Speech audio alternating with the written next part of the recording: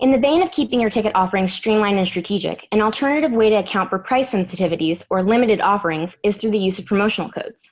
Use them as a thank you for previous attendees or special partners, and also as a way to see what resonates with your audience. So first up is attendee loyalty. A common use of promotional codes is to reward returning event goers. Consider elevating your event's loyalty by offering past attendees exclusive offers. If you're looking to drive repeat attendance year over year, this could mean providing a small discount to those folks. And if your event is already in high demand, this could simply be access to your tickets ahead of the general public. Outside of past attendees, you're able to leverage promo codes to extend special discounts to targeted groups. Think promotional partners, schools, organizations, etc. You can create one generic code with either limited or unlimited uses, or get super granular by uploading a list of unique codes and their associated use limits. Another good use of promo codes is to measure the effectiveness of your marketing efforts.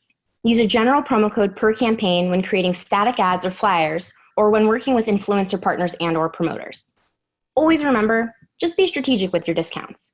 They should always be segmented and time limited, as you don't want to train attendees to expect them.